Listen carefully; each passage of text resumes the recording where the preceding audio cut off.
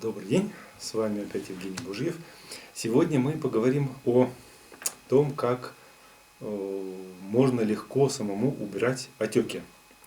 Дело в том, что отеки, в отличие от того, что нам говорит медицина, очень редко связаны с проблемами сердца или почек. Отеки чаще всего возникают по двум факторам. Две основные причины возникновения отеков. Первое, когда нарушается нормальная работа диафрагмы, потому что диафрагма, дыхательная мышца, у нас является одним из двух самых мощных факторов лимфатического оттока. А лимфа, как вы помните, мы говорили, это канализация нашего организма. И существует только два таких серьезных фактора, которые способствуют оттоку лимфы. Особенно против притяжения Земли, снизу вверх, когда мы стоим, все равно же ток лимфы идет. Так вот, два фактора какие? Первый фактор — это мышечная работа, потому что когда мышцы сжимаются, они проталкивают лимфу по сосудам. В лимфатических сосудах, как и в венах, тоже есть клапаны. Соответственно, обратно лимфа уже не течет. И второй фактор — это присасывающее действие диафрагмы. То есть, когда мы дышим животом, диафрагмой, то, соответственно, возникает снижение давления в брюшной полости и подсасывается снизу вверх лимфа. Таким образом, лимфатический отток идет. Вот. При нарушении этого фактора, то есть при нарушении брюшного дыхания, возникают отеки. Возникает застой лимфы и, соответственно, отек в нижней половине тела. Соответственно, что для того, чтобы убрать этот отек, связанный с застоем, нужно восстановить брюшное дыхание. Брюшное дыхание, диафрагмальное дыхание, нарушается тогда, когда происходит спазм диафрагмы. Когда диафрагма зажимается, и мы вместо того, чтобы дышать животом, как раньше дышали, мы начинаем дышать грудью за счет подъема грудной клетки. Все из-за того, что зажимается диафрагма. Диафрагма зажимается в первую очередь тогда, когда мы нервничаем.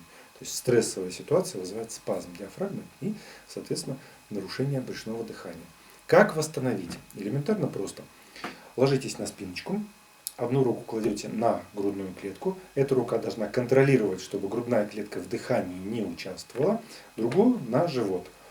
И эту руку, которая на животе, животом на вдохе вдохнули, живот надули, животом вытолкнули эту руку вверх, 4 секунды задержали, и раз, и два, и три, и четыре, и выдохнули.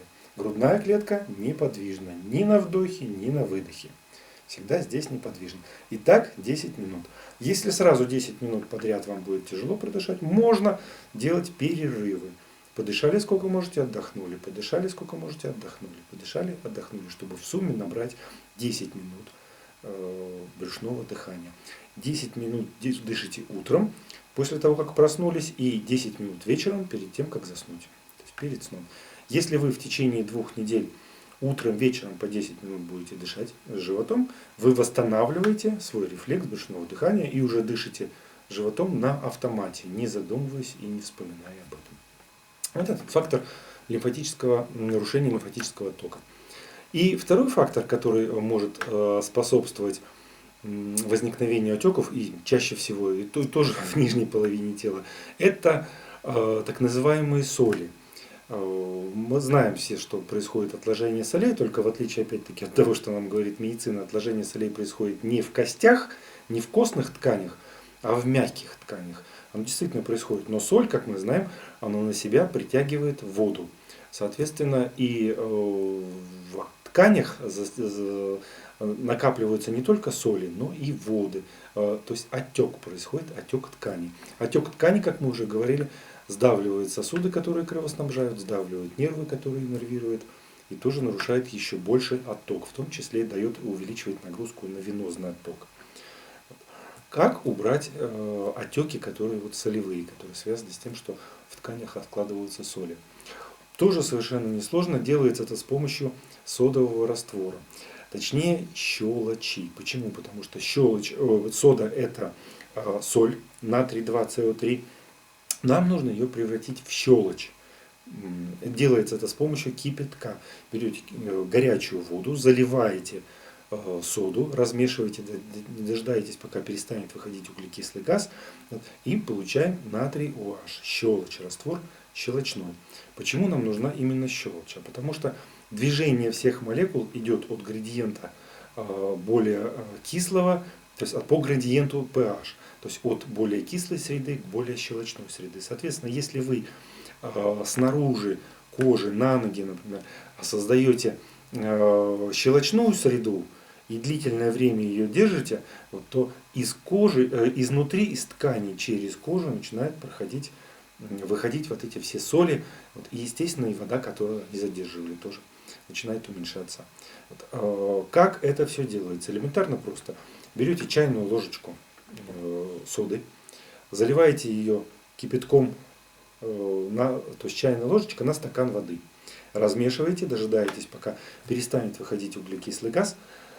Потом берете носочки, мочите в этом растворе, отжимаете их, надеваете на стопы, берете полиэтиленовый пакет, сверху мокрых носков надеваете полиэтиленовый пакетик и потом сверху сухой носок. И так оставляете на всю ночь. Соответственно, утром вы увидите, насколько у вас изменились ваши ножки. Когда я впервые это увидел, у меня был просто шок, при том, что никаких отеков видимых не было, но тем не менее, когда я увидел свои ноги после вот этих вот содовых носков, это было просто шок, насколько они изменились в лучшую сторону. Вот два совершенно простых способа, с помощью которых вы можете убирать у себя отеки. Всего вам доброго.